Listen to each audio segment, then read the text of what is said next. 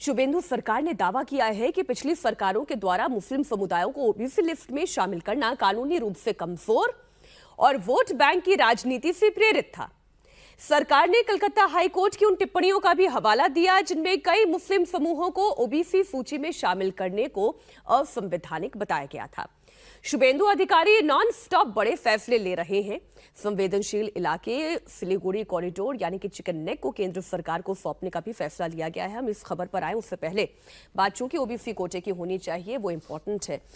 अजीत जी, सवाल ये है कि ये सरकारें ओबीसी में भी उसमें भी मुसलमानों को ये कोटा क्यों देती हैं, क्यों दिया था टीएमसी ने? देखिए, एक तो भारत का संविधान धर्म के आधार पर आरक्षण प्रतिबंधित करता है। धर्म के आधार पर आप आरक्षण नहीं दे सकते हैं। तो उसका जो बैकडोर रास्ता होता है, बैकडोर जो तरीका होता है, वो तरीका ये होता है कि उनको ओबीसी की श्रेणी में शामिल, तो ओबीसी और अत्यंत पिछड़ा और उस जातियों में भी बटे हुए हैं, उसमें रख के उनके लिए आरक्षण का प्रावधान कर दिया जाए। पहले पश्चिम बंगाल में ये नहीं था, कई राज्यों में पहले भी था, अभी भी है। पश्चिम बंगाल में ये नहीं था पहले। पश्चिम बंगाल में पहले सिर्फ एक ही कैटेगरी थी, ओबीसी बी कैटेगरी जिसको कहा गया। पहले एक ही ओबीसी कैटेगरी होती थी। जिस तरह से बिहार में एनेक्स्चर 1 और एनेक्स्चर 2 है, उस तरह से ओबीसी ए, ओबीसी बी है। ओबीसी ए जो है 10% वाला, ये ममता बनर्जी ने क्रिएट किया। और आप सोचिए, और ओबीसी बी वो पहले से था 7% आरक्षण जो है। ओबीसी था सिर्फ ए बी, उन्होंने किया बाद में, 7% आरक्षण था जो आज बी में है, वही था पहले। अब ओबीसी ये जो क्रिएट किया, उसमें वो कहा कि अत्यंत पिछड़ी जातियों को देंगे, लेकिन उसमें उन्होंने क्या किया, वोट बैंक की राजनीति के लिए कि 77 जातियों को शामिल किया और उस 77 में से 75 जातियां मुस्लिम समुदाय की थी। अब आप सोचिए कि इस तरह से आप आरक्षण देना जा रहे हैं। 2 जातियां हिंदू समुदाय की और 75 जातियां मुस्लिम समुदाय की आपने शामिल करके और एक कैटेगरी क्रिएट कर दी और 10% आरक्षण दे दिया। जब ये चैलेंज हुआ कोर्ट में, तो कलकत्ता हाई कोर्ट ने इसको असंवैधानिक कहते हुए इसको रोक दिया। फिर ममता बनर्जी की सरकार सुप्रीम कोर्ट गई और अब यह खबर है कि जो शुभेंदु अधिकारी की सरकार है वो इस याचिका को सुप्रीम कोर्ट से वापस ले लेगी। सुप्रीम कोर्ट से जैसे ही आपने याचिका वापस ली, वैसे हाई कोर्ट का आदेश लागू हो जाएगा और ये आरक्षण वो वाला खत्म हो जाएगा। अब ये 7% आरक्षण रहेगा, जो एक्चुअल जो पिछड़ी जातियां हैं, जो शैक्षणिक रूप से और सामाजिक रूप से पिछड़ी जातियां हैं, उनको ये आरक्षण मिलेगा। तो यह विशुद्ध रूप से वोट बैंक की पॉलिटिक्स थी जो 2011-12 में ममता बनर्जी ने की थी, जब वो 11 में सरकार में आई।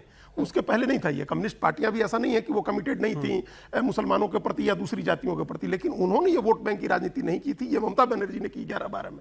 और अभी national commission of backward caste ने भी जो चुनाव के ठीक पहले 35 जातियों को लिस्ट से हटाने की सिफारिश की थी। तो ये लिस्ट ही पूरा मैनिपुलेट करके आपने ओबीसी के आरक्षण के अंदर मुसलमानों को डाल करके और अपने वोट बैंक की राजनीति कर रही थी, जिसको अब एक तरह का विराम हमको लगता है। जरा वो चिकन नेक वाली खबर भी आप लगाएं, लेकिन उससे पहले सज्जन जी, मैं ढूंढ रही हूँ ओवैसी ने क्या कुछ कहा, फिर मैंने ढूंढा ममता बनर्जी को, क्या ममता बनर्जी ने इस पर कुछ कहा, क्या अन्य किसी पॉलिटिकल पार्टी ने कोई स्टेटमेंट दिया? सब चुप होके बैठे। नहीं, बिल्कुल। देखिए, तो एक कॉम्युनल रिजर्वेशन था। इस रिजर्वेशन का मतलब, आप जाएं बंगाल में और मुसलमानों से पूछे कि आप कौन से मुसलमान हैं, होता है ना, आप जाति पूछते हैं, बोलेंगे शेख हैं, सैयद हैं, पठान हैं, और हैं क्या, आप पिछड़े और अति पिछड़े में शामिल हैं। सारे के सारे मुसलमानों को पिछड़े वर्ग में शामिल करना कहां से न्यायोचित है? एक तो ये सांप्रदायिक आधार पे किया गया, दूसरा ये है कि उनका सेल्फ आइडेंटिफिकेशन जब आप पूछिए तो शेख और सैयद की मेजॉरिटी वाले लोग हैं, अहले हदीस, शेख, सैयद।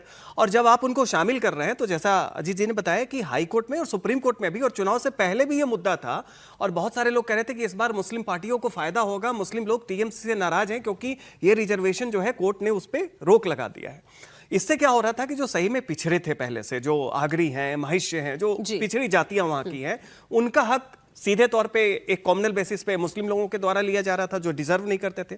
ऐसा नहीं है कि मुसलमानों को पहले रिजर्वेशन नहीं था। सीपीएम के समय में कुछ मुसलमान जो गरीब थे वो शामिल थे। ममता ने क्या किया कि पहचान की राजनीति को आगे बढ़ाने के लिए सारे के सारे मुसलमानों को पिछड़ा बना दिया।